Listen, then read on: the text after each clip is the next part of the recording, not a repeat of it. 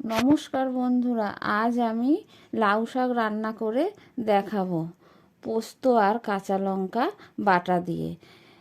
এইভাবে রান্না করলে এই তরকারিটা খুব টেস্টি হয়, খুব ভালোও লাগে খেতে। লাউ শাক রান্না করার জন্য আমি এখানে বেশ কিছুটা লাউ শাক নিয়েছি। নিয়ে ডাঁটা আর শাক একসাথে কেটে খুব ভালো করে ধুয়ে নিয়েছি। এই দেখুন, ডাঁটাগুলো ছোট ছোট করে কেটে নিয়েছি। তার সাথে সবজি নিয়েছি সিম, বেগুন আর আলু। আপনারা রাঙা আলু থাকলেও দিতে পারেন, অনেক সবজি এতে দেয়া যায়। আমার কাছে যা ছিল তাই দিয়েছি। আর নিয়েছি মটর ডালের বড়ি, নিয়েছি 2 চামচ পোস্ত আর কাঁচা লঙ্কা আর পোস্ত একসাথে শিলে আমি বেটে নেব। কড়াইয়ে সরিষার তেল গরম করতে দিয়েছি। তেল খুব ভালোভাবে গরম হয়ে গেছে। এবার আমি ডালের বড়িগুলো দিয়েছি। বড়িগুলো খুব ভালো করে ভেজে নিতে হবে, ভেজে তুলে নেব। বড়িগুলো খুব ভালোভাবে ভাজা হয়ে গেছে। এবার আমি তুলে রেখে দেব।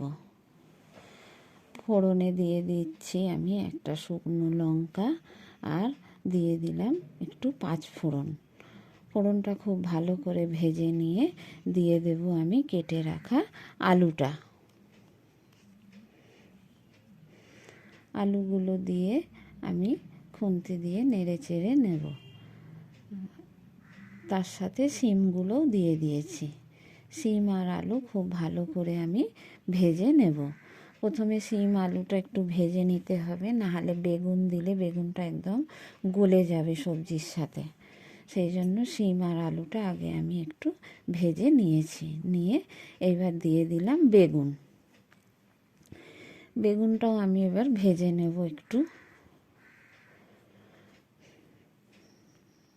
খুব বেশিক্ষণ আমি ভাজবো না, এতে শাকগুলো এবার তুলে দেব আমি। বেগুন, আলু আর শিম খুব ভালোভাবে ভাজা হয়ে এসছে। এবার আমি দিয়ে দেব কেটে রাখা লাউ শাকটা। সবজির সাথে লাউ শাকগুলো দিয়েছি। দিয়ে খুব ভালো করে খুন্তি দিয়ে আমি নেড়ে চেড়ে নিচ্ছি।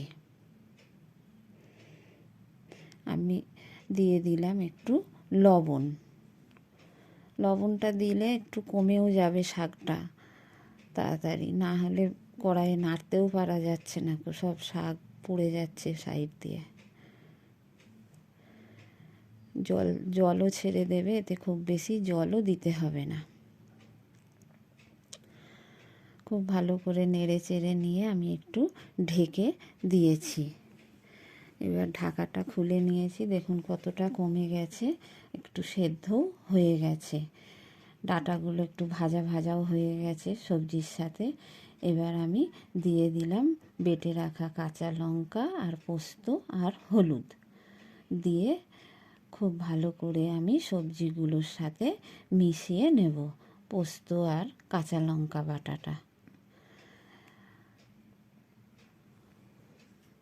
এই দেখুন, বেশ কিছুক্ষণ ধরে মেশাতে হয়। একটু মিশিয়ে নিয়ে সামান্য একটু জল দিয়ে দিলাম। খুব বেশি জল দেব না, শাক দিয়ে প্রচুর জল বেরিয়েছে। বেশি জল দিলে সেদ্ধ হয়ে যাবে, খুব বেশি ভালো লাগবে না ডাঁটাগুলো। বড়িগুলো দিয়েছিলাম, দিয়ে একটু ঢেকে দিয়েছি। দিয়ে ঢাকা খুলে নিয়ে এবার আমি খুব ভালো করে নেড়ে চেড়ে নিচ্ছি। বড়িটা খুব বেশি যেন সেদ্ধ না হয়ে যায়, একটু যেন গোটা গোটা থাকে। এবার আমি দিয়েছি একটু মিষ্টি।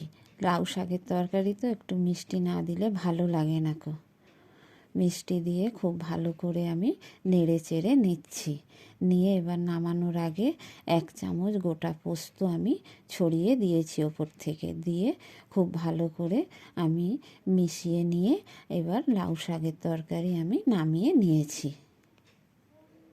এই দেখুন, আমার লাউ শাকের তরকারি দেখতে কত সুন্দর লাগছে। বড়িগুলোও দেখুন গোটা গোটা আছে, সেদ্ধ হয়ে গলে যায়নি কিন্তু।